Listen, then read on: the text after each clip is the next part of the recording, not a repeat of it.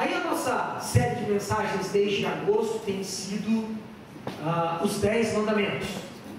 E claro, nós vamos falar dos 10 mandamentos. Nós não vamos, em alguns momentos, como aconteceu no domingo passado, houve um desdobramento de um mandamento. Isso é, nós pegamos um mandamento e destrinchamos ele dentro da sua temática. Mas eu quero dizer para você que os 10 mandamentos não foram feitos para a gente estudar um a um só. Pelo contrário, para entendermos os 10 como um só, ok? Como um todo. É que a gente tem o costume de achar que é um checklist, né? Isso eu faço, isso eu faço, isso eu quase faço, né? Mas na verdade os 10 mandamentos falam de uma coisa só, né? E é por isso que então hoje nós não vamos ver separado o 7º e o 8º mandamentos. Nós vamos vê-los juntos. Mas antes de partir diretamente para a mensagem de hoje, quero lembrar-nos que semana passada o Marquito falou sobre o 6º mandamento, que é: não matarás. Ótimo. E daí eu quero fazer aqui um posicionamento como pastor de uma igreja contextual, de uma igreja em pleno século XXI, quanto às coisas que aconteceram nesta semana. Não é admissível de maneira alguma, por conta daquilo que ouvimos na semana passada, tentar tirar a vida de alguém.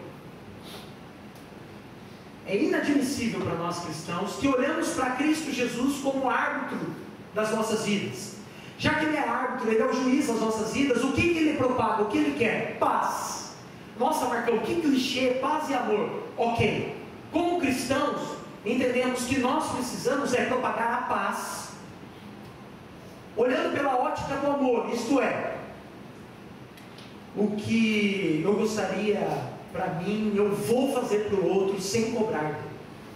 E eu não gostaria de receber de maneira alguma uma facada. Então, de maneira alguma também, quero dizer para você que nós, como igreja cristã, ficamos felizes com o que aconteceu a um candidato, que para alguns foi um atentado, para outros foi um incidente, né? Mas também não ficamos um pouco felizes e, na ótica da paz, da propagação da paz e do amor em Cristo Jesus, algumas manifestações dizendo que aqui planta, aqui colhe. Isso também é um julgamento que considera o mérito, se existe esse mérito, e desconsidera a graça. Porque a graça de Cristo não leva em conta isso. Porque se fosse assim, nenhum de nós merecíamos hoje sermos chamados filhos de Deus. Nenhum. Nenhum de nós seríamos dignos de falar em nome de Cristo Jesus. Mas é pelo que Ele fez, e então é isso que possibilita que falemos em nome de Cristo Jesus. E é no nome dele que eu estou dizendo que é inadmissível tentar matar alguém. Ah não, a ideia era só ferir. Então, a ideia é banalizar o outro. O outro não serve de nada, só come marmelada. E o teor da mensagem do domingo passado foi justamente esse. Talvez se Adélio tivesse ouvido, ele pudesse ponderar, ou não. E daí eu quero terminar esse primeiro momento dizendo assim: não é o que aconteceu nesta semana que deve ponderar o seu voto, hein? Voto é responsabilidade de analisar a ideologia e o plano de governo que o candidato lhe oferece. E aí, um presidente não faz nada sozinho. Existem senadores, deputados, e vocês vão votar, nós vamos votar em todos esses, governadores e deputados estaduais. E nós precisamos analisar muito responsavelmente quem nós vamos dar o nosso voto, qual a ideologia e o plano de governo deles. Não é porque tomou uma facada, ou porque fez aquilo que talvez nós não tivermos coragem de fazer, que nós vamos votar nisso. Cuidado com isso. Peço que vocês olhem pela ótica cristã na hora de escolher, que não tem a ver com direita e esquerda, a ótica cristã. Tem a ver com caráter, tem a ver com honestidade, justiça e assim vai. Já os mandamentos desta noite, o 7º e o 8º, eles são muito simples e diretos. Não adulterarás, não furtarás. Ponto. Poderíamos então, a partir da conceituação do que é adultério, do termo jurídico, adultério, violação, transgressão da regra de fidelidade conjugal imposta aos cônjuges pelo contrato matrimonial, cujo princípio consiste em não se manter em relações carnais com outrem fora do casamento. Ou então no sentido figurado, onde adultério é a junção, a união de elementos contrários ou destoantes que causa adulteração, falsificação de alguma coisa. Poderíamos partir então da conceituação de adultério ou de furto e dizer então, é por isso que você não deve adulterar, porque se você tem um contrato matrimonial, então você não deve ter relações carnais com outro. Só carnais, virtuais pode, pela definição. Não é? Ou então você não deve alterar a essência de alguma coisa, falsificar alguma coisa. Perfeito? Ou então, a partir do conceito de furto, ato ou efeito de furtar, ladroeira, roubo, ou furto pelo direito penal, ato de subtração de coisa móvel pertencente a outra pessoa, contra a vontade desta e com a intenção de ter a coisa própria para si, como própria. A partir daqui então, já que conceituamos, nós poderíamos agora nos levantar e irmos embora, né? É só não fazer mais isso e acabou, está perfeito, correto? Não, há algo muito mais profundo. O contexto do decálogo, das 10 palavras, dos 10 mandamentos, como está aí em Êxodo 20, o texto que nós estamos analisando, o contexto é um pouquinho mais profundo. Talvez para a gente entender na prática e começar a nossa discussão sobre o que é o não adulterar, o não furtar, provindos da boca de Deus, nós temos que responder a seguinte questão: o que está por detrás de tais escolhas? Você já parou para pensar nisso? Por que alguém decide furtar? Por que alguém decide pelo adultério? O que está por detrás disso? Pura sacanagem. Ele é sem vergonha desde que eu conheço, né? Aí começam os julgamentos. Quero dizer para você que é um pouquinho mais profundo do que apenas deitar-se com alguém ou tomar para si algo que não é seu. Se a gente olhar para o contexto da palavra adulterar no hebraico, nós temos 3 dimensões de adultério: a sexualidade e exclusividade, isto é, se eu me caso, e no contexto hebraico, o casamento é o sexo, não é só um contrato no cartório. Então, se eu me caso com alguém, eu sou exclusivo dele. Ponto. A partir daqui, não devo mais pensar num outro relacionamento a não ser com este aqui. Perfeito? A outra dimensão de adultério tem a ver com os diversos relacionamentos que tecemos ao longo da vida. E aí, o adultério pode ter o sentido de infidelidade ou deslealdade nos relacionamentos. Que tipo de infidelidade? Você, por exemplo, pode adulterar o seu matrimônio, não no sentido sexual, mas, por exemplo, e você talvez já tenha ouvido ou visto histórias como esta, esfriou, né? Aí eu encontrei uma amiga, ela ouve, ela me entende, então eu conto para ela segredos e a minha esposa está na geladeira. Eu não preciso ter relações com a outra. Eu acabei de quebrar um laço de fidelidade com este, um laço de amizade.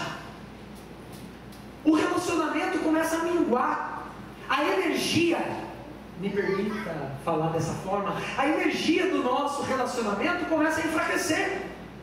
Por quê? Porque eu não confio mais nela para tratar de alguns segredos, eu confio na terceira pessoa. Esse é um dos sentidos de infidelidade que a palavra adultério traz no hebraico. Outro sentido para adultério tem a ver com a deslealdade na quebra dos relacionamentos. E aí um exemplo prático: eu tenho um chefe, nós compactuamos lá no mesmo setor da empresa, da visão, dos objetivos do setor, e aí então que alguém, ou de outro setor, ou de um cargo além, me oferece um caminho, não para passar por cima do meu chefe, mas para contorná-lo, e talvez ser chefe do meu chefe, para poder me vingar. Não precisa tanto. Aí o que eu faço? Eu alimento esse relacionamento, e agora eu tenho uma quebra da lealdade do relacionamento com o meu chefe para poder alcançar aquilo que eu almejo, aquilo que eu desejo. X, ponto. Mais um sentido para adultério no hebraico. E furto?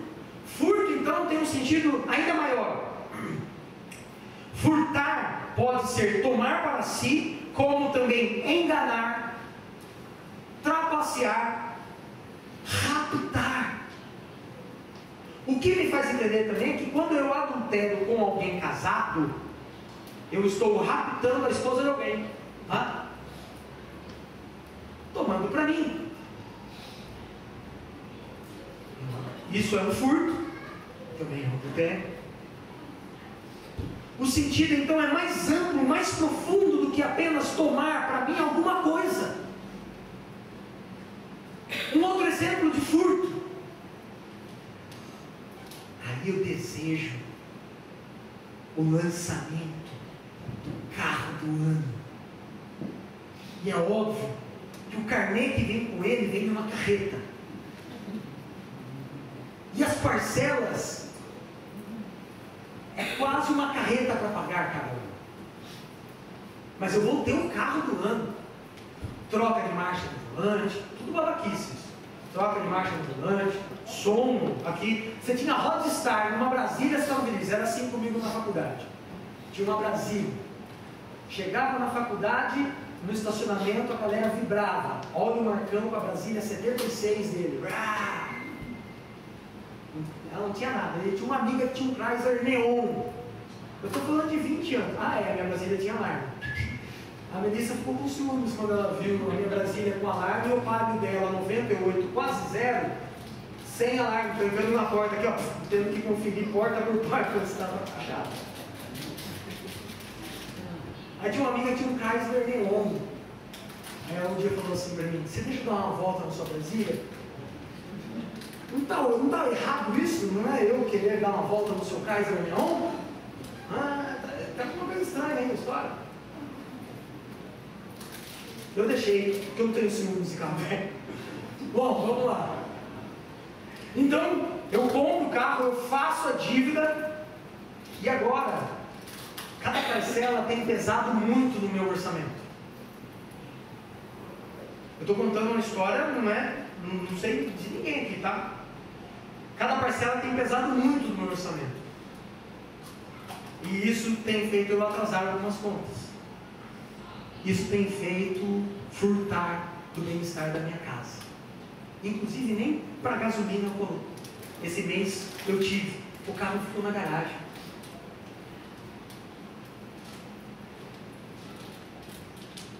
A gente pode ampliar isso mais para frente. Acontece que o sexto, o sétimo e o oitavo mandamento, não matarás, não adulterarás, não furtarás, para alguns teólogos eles devem ser vistos juntos, justamente porque são escolhas práticas que emanam do coração. Elas vêm de dentro para fora e quando são externalizadas, quando elas são praticadas, trazem consequências visíveis. É visível o que acontece depois de um furto, é visível depois de um adultério, é visível depois de um assassinato. Pois bem, graciosamente Deus dá os 10 mandamentos como um caminho de graça para mim e para você, e muito bem lembrado pelo Marquito na semana passada, que os 10 mandamentos não são 10 passos como não chegar no inferno. Não é isso. Os 10 mandamentos são na verdade a expressão, quando obedecemos, quando os praticamos, a expressão do nosso reconhecimento, do nosso entendimento da nossa exclusiva dependência de Deus. Isto é, nós somos incapazes de nos salvarmos, nós somos incapazes de fazermos o bem por nós mesmos. Então o que acontece? Deus ofereceu ou entregou os 10 mandamentos para aquele povo idólatra saído do Egito, a fim de que, ao praticarem aquilo, eles entendessem que eles por si mesmos eles não conseguiriam se salvar. Não há nenhuma atitude do homem que ele possa fazer que possa lhe garantir a entrada no céu. Por isso que a pura intenção, isto é, o arquitetar, o planejar, o pensar no ato do adultério, do assassinato, do furto, é pecado. Por quê? Porque ele cauteriza a dor das consequências e me dá coragem para praticar. Pensa, primeiramente, eu assisto vídeos pornográficos, passo algumas horinhas recebendo os vídeos no WhatsApp, fazendo uma pastinha, depois eu vou para o computador, à hora da noite, ninguém está vendo, me enchendo de pornografia, olhando para aquela cena e se consumindo naquilo, achando que você é parte daquilo, como se você estivesse vivendo aquilo. Para isso que servem os filmes. Por isso não choramos em alguns. Nós estamos dentro da cena. A partir desse momento nós passamos a planejar como seria com fulano, como seria conquistar ciclano, até o momento então que a dor da consequência, e se eu fizesse, não tem mais valor, não existe mais um e se, não dói mais, eu vou e concretizo. É assim, de uma forma simplória, que constrói-se, por exemplo, o adultério sexual.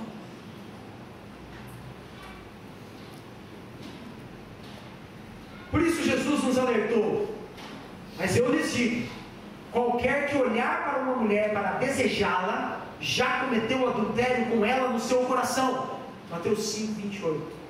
Alguns opositores ao cristianismo vão dizer que Jesus Cristo disse isso para manter a opressão sobre os seus discípulos. Tipo, não pensem, vocês estão proibidos de pensar, estão debaixo dos meus pensamentos somente. Pelo contrário, quando Jesus disse isso, ele queria dizer assim: pensem nas consequências. Onde está o seu coração? Porque onde está o seu coração está o seu tesouro. Onde está o seu coração é da onde vai vir então, vai emanar, como eu disse agora há pouco, os pensamentos sobre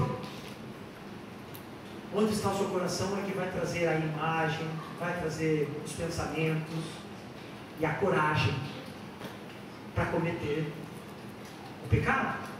No caso aqui, Jesus Cristo falando do adultério.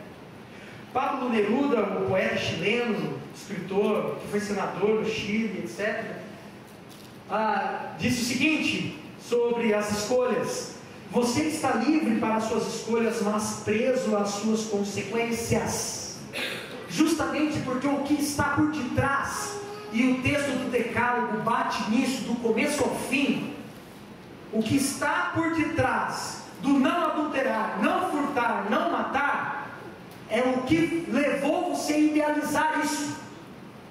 E o que levou você a idealizar isso é o seu Deus. Meu Deus? É. Porque um coração idólatra,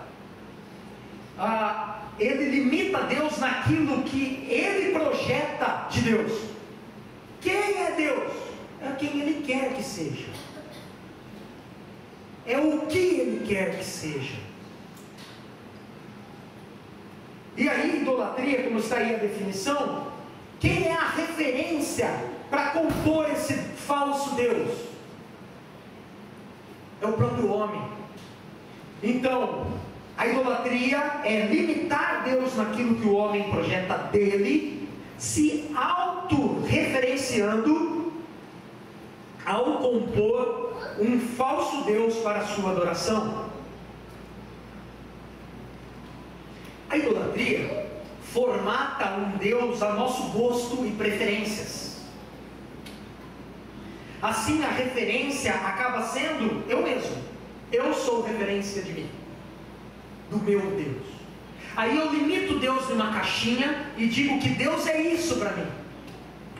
Aí, num certo momento, voltando ao exemplo do carro, aquele carro, eu tiro Deus da caixinha e coloco todo o status, toda a sensação de poder, de consumista, de mercado, porque a propaganda mostra o carro, um cara no volante trocando de marchas, com uma mulher maravilhosa ao lado, com uma estrada sensacional. Por que não tem propaganda de carro aqui na rodovia do Sul? Ninguém vai comprar um carro daí.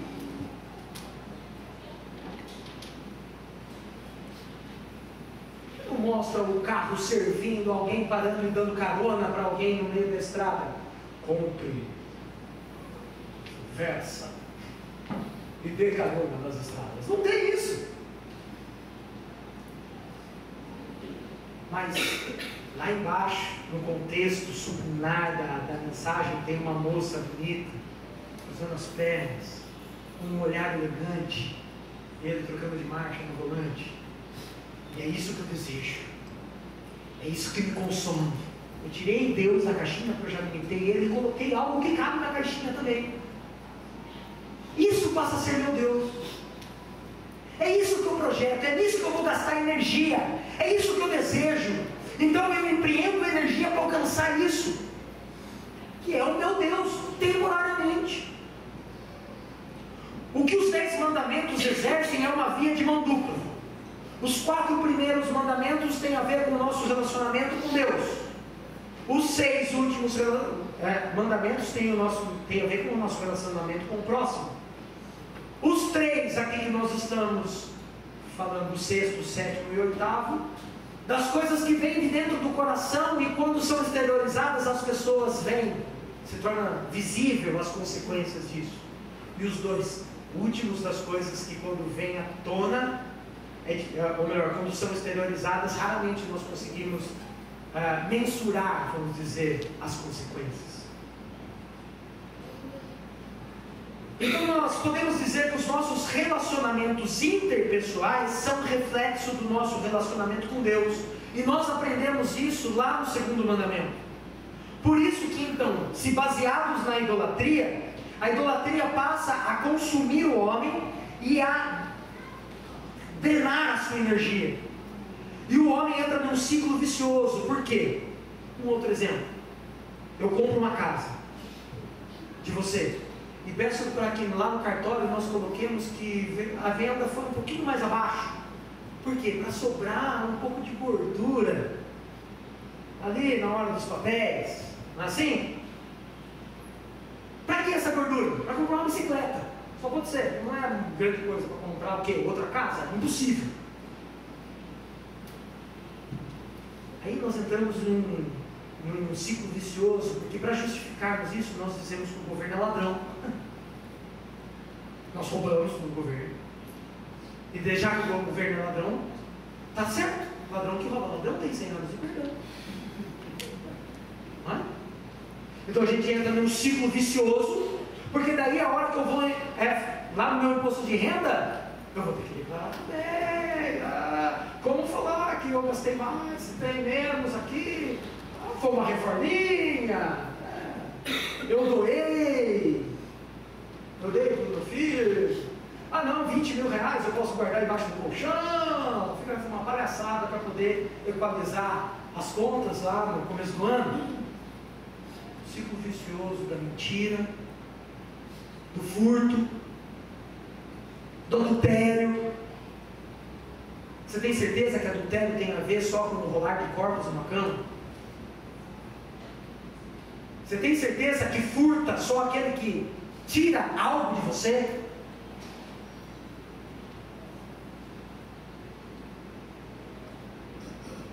Aí o homem passa a buscar suprir seus desejos, porque ele é a sua própria referência, então ele precisa se afirmar. Eu sou tal. Ele precisa se avaliar. O que você achou? Ele precisa ser preenchido, satisfeito. E aí minha pergunta, o sexo promove isso? Talvez no curto prazo de tempo, sim. Algum tipo de relacionamento pode promover isso? Talvez. Mas preencher para sempre. Então você vai atrás de outro. Olha o ciclo vicioso. De outro sexo, de outro relacionamento, de outro cargo, de mais dinheiro, de mais mentira, de mais furto, de mais adultério. Quando a referência não é a cruz vazia, quando outras coisas assumem o lugar de Deus em nossa espiritualidade, em nosso coração, nós perdemos o temor. Quando a gente perde o temor, o nome de Deus se torna banal. Quando o nome de Deus se torna banal, o nosso relacionamento com Deus é como? É um lixo, é banalizado também, é maquiado, porque a gente não tem coragem de chegar do jeito que realmente nós somos até Deus. Mas eu quero dizer uma coisa para você, Ele sabe o quanto eu sou podre, então você também. E aí então, se o nosso relacionamento com Deus é banal, como é o nosso relacionamento com as pessoas ao nosso redor? Se nós já dissemos aqui que o decálogo, os 10 mandamentos, trazem para nós a possibilidade de nos relacionarmos com Deus, para então ter o reflexo do nosso relacionamento uns com os outros. O nosso relacionamento com Deus reflete o nosso relacionamento com o próximo. E se o nosso relacionamento com Deus está banalizado, como está o nosso relacionamento ao redor? Adulterado também, furtado, sei lá. E aí o que acontece? Pessoas passam a ser objetos. E objeto, vem cá, objeto tem sentimento? Esse piano está sujo. Não ficou ofendido. Mas se você virar para mim e falar, sua camisa está suja, vou ficar um pouco preocupado. Objeto sente dor. Objeto tem momento. Vocês já viram? Né? O Manga já viu algum baixo e falou assim, eu já fui tocado por mãos decepcionadas. Objeto é objeto. Não tem dor, não tem momento, não tem sentimento. A gente pode usar e descartar, usar uma vez, usar até acabar. E quando nós tratamos pessoas dessa forma, o nosso relacionamento está adulterado, o nosso relacionamento está corrompido. Nós estamos furtando, talvez, esperança, estamos furtando alegria, sentimento do outro. É isso que está por detrás da escolha da prática do adultério e do furto. O desconsiderar o próximo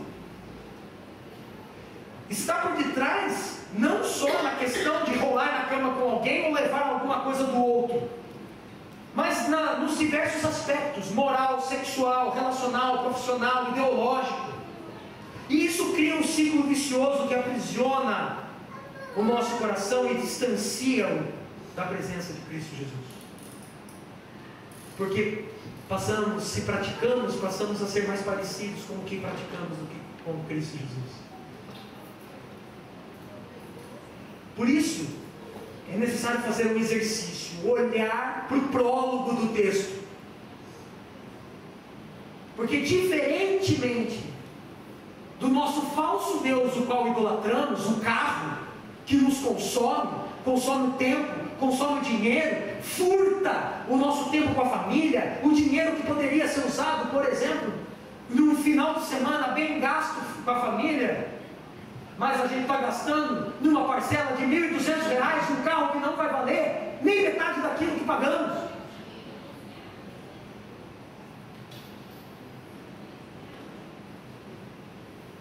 Isso nos aprisiona, isso furta de nós. Ao contrário desse falso Deus, eu sou o Senhor, o teu Deus, que te tirou do Egito, da terra de escravidão. Isso é, em Cristo, em Deus. Quando Deus é a referência, quando Cristo é a referência, temos liberdade.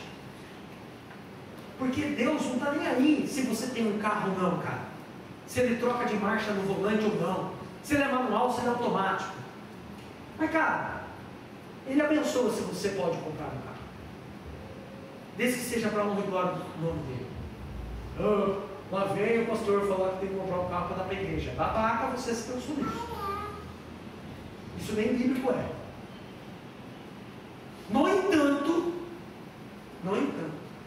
se esse negócio não te aprisiona, te abençoa, é óbvio que vem de Deus.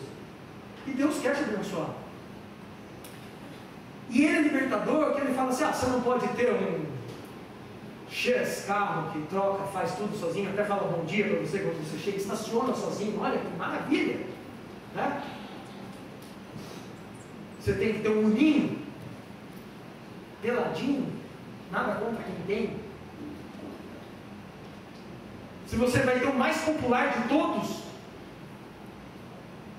cara, Deus está te dando e falando assim, dessa maneira para você: olha, é para honra e glória do meu nome, então use-o. Use da melhor maneira possível, porque eu não quero para mim. E não me interessa um carro desse. Eu vou continuar sendo Deus, Cristo continuará sendo seu Salvador, com ou sem carro. Carro para você.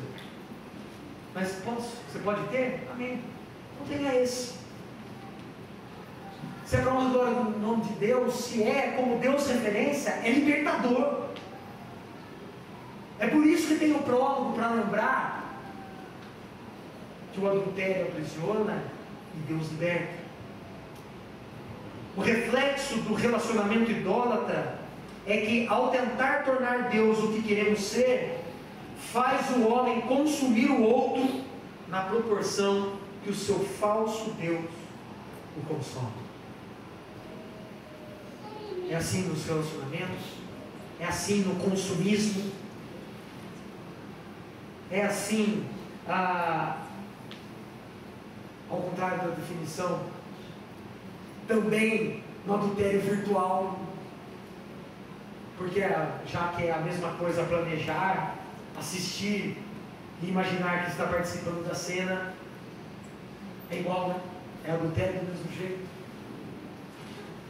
Dessa maneira, o adultério parece não ser mais nada que um ato imoral, mas nele está implícito a busca pelo prazer, a quebra da fidelidade, o consumir o outro, o banalizar o próximo, fazendo tanto do traído quanto do traidor objeto. Ninguém mais tem dor, ninguém mais tem valor, ninguém serve mais para nada. E uma vez entrando de cabeça nisso, entramos num ciclo vicioso que nos torna prisioneiros deste, que é o contrário do prólogo. Em Deus somos libertos. Aí Deus fala então: não adulterarás, a fim de que, ao sermos fiéis na nossa relação com Deus, então isso molda a nossa referência e os propósitos da nossa vida. Quem é a sua referência? Seja fiel com Deus. Não adultere, tente não adulterar em nenhum outro aspecto, nenhuma das dimensões dele, na sua relação com Deus, e assim você vai aprender a ser como o próximo. E o furto? O tirar e consumir o que não lhe pertence, o não medir as consequências para ter algo para si, faz com que nós sejamos transformados em propriedade daquilo que desejamos. Olha a loucura. E você quer saber como é que você pertence a alguma coisa? Fácil. Olhe para aquilo e diga assim: eu posso dar esse imã para quem eu quiser, porque eu sou dono dele, não é ele que é dono de mim. Se você comprou, é seu, então você pode dar. No entanto, se você não pode dar, você está preso a ele. Aí a pergunta é: quem é o senhor de quem nessa relação? Então, ao furtar, ao praticar o ato do furto, o homem é limitado ao que deseja. No entanto, ao obedecer o não furtarás, nós respeitamos o que é o do outro, e isso espelha como se respeita o que é de Deus. Espelha justamente o nosso relacionamento com Deus, o que é santo, quais são os limites, até onde eu vou. Isso aqui que eu vou fazer preserva a vida, alimenta o culto. Se eu respeito o culto, a presença de Deus, a intervenção de Deus na história, ok, dessa forma, nesse meu relacionamento, eu também vou aprender a respeitar o que é do outro. E eu quero concluir com Cristo Jesus em Mateus 15, pois sendo Jesus a nossa referência, a gente pode experimentar então mudanças aqui, hoje, que desejamos viver intensamente e plenamente na presença de Jesus Cristo. Mas nós precisamos começar hoje essas mudanças. Eu quero viver plenamente a justiça diante de Cristo, então nós precisamos hoje sermos justos. Nós queremos uma vida sem mentira com Cristo Jesus, nós precisamos hoje começar uma vida sem mentiras, se Ele é a nossa referência. Então, nós precisamos ouvir um pouco Jesus, que conhece o coração humano, conhece as suas limitações, conhece aonde o coração tem a tendência de voltar, e é sempre ao pecado, e é sempre distanciando-se de Cristo Jesus. E lembrar que quando Deus olha para mim e para você, se Ele olhar diretamente para mim e para você, Ele verá um coração pecaminoso. Mas é o sangue de Jesus que cobre a minha vida, a sua, que faz com que Deus olhe para mim e para você e veja um coração puro, não pelos meus atos, mas por Cristo Jesus. Não porque eu fiz o checklist e eu não adulterei, não matei, não furtei, mas por causa de Cristo Jesus é que Deus olha para mim e para você e vê um coração puro. Aí Jesus estava comendo com os publicanos, os pecadores, com os seus discípulos, e então os fariseus perguntam para ele: por que eles não respeitam a tradição e não lavam as mãos para comer? Aí Jesus responde: o que entra pela boca não torna o homem impuro, mas o que sai de sua boca, isto torna impuro. Aí os discípulos perguntam a Jesus: tem como explicar essa parábola para a gente entendeu? Aí ele diz assim: não percebem que o que entra pela boca vai para o estômago e mais tarde é expelido? Não. Mas as coisas que saem da boca vêm do e são essas que tornam o homem impuro. Pois do coração saem os maus pensamentos, os homicídios, os adultérios, as imoralidades sexuais, os roubos, os falsos testemunhos e as calúnias, porque o coração do homem vai sempre ter a referência dele mesmo. Essas coisas tornam o homem impuro, mas o comer sem lavar as mãos não o torna. E o capítulo 15 termina com Jesus diante de uma multidão, assentada à sua frente, ele levantando o pão, dando graças, partindo o pão e comendo com um monte de gente sem lavar a mão, multiplicando os pães, dando graças, porque o que importa na verdade é a presença de Cristo que torna corações puros, e não se lavou as mãos, ou se praticou rituais.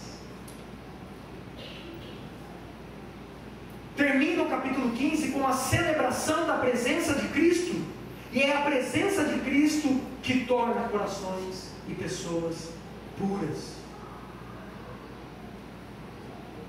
E o desafio para a gente, nessa noite, não é realmente fazer dos 10 mandamentos um checklist, mas é ir além, ver a profundidade que os 10 mandamentos têm para a nossa vida, e entender que o que Deus quer de mim e de você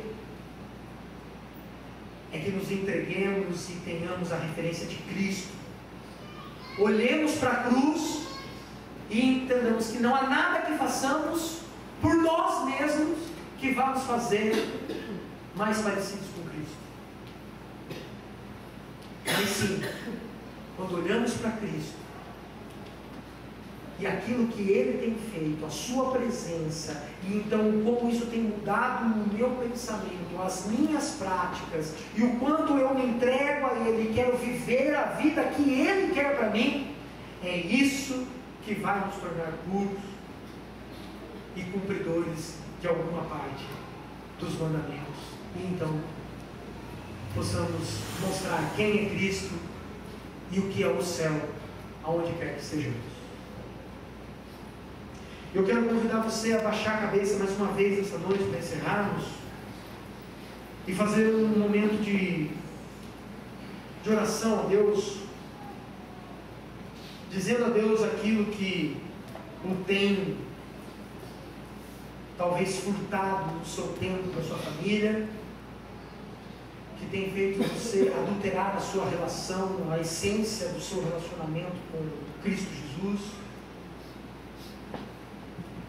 que talvez você tenha colocado em primeiro lugar aí na sua caminhada, e por isso tem dificultado o seu relacionamento em casa, no emprego, com os amigos, não sei,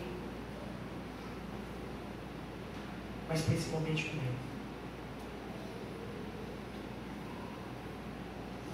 Confessa a Ele, peça para Ele mudar isso na sua vida e se fazer presente, mostrar o quanto Ele quer integralmente o seu coração nas suas mãos.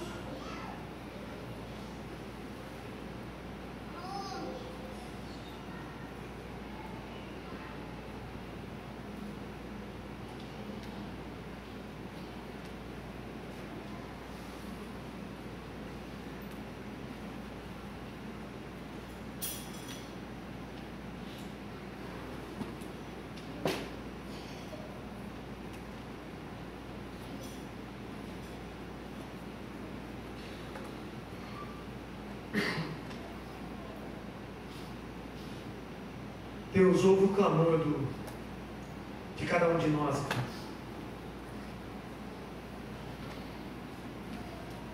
Ouve, Deus, aquilo que tem desviado os nossos olhos de Cristo Jesus. Meu Deus, nós pedimos que o Teu Santo Espírito, no poder do sangue de Jesus derramado na cruz, possa nos lavar e nos purificar. Mas não deixe, ó Deus, que não venhamos sentir a dor de banalizarmos o nosso relacionamento com o outro, seja o nosso cônjuge, o nosso amigo, o nosso irmão, os nossos pais, eu não sei. dá a nós a compaixão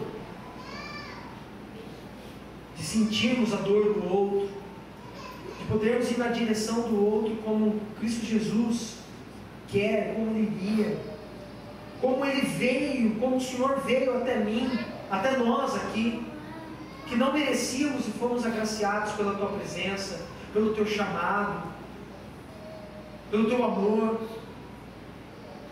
Nos ensina a refletir isso nos nossos relacionamentos, em todos os aspectos. Abençoa assim o nosso casamento,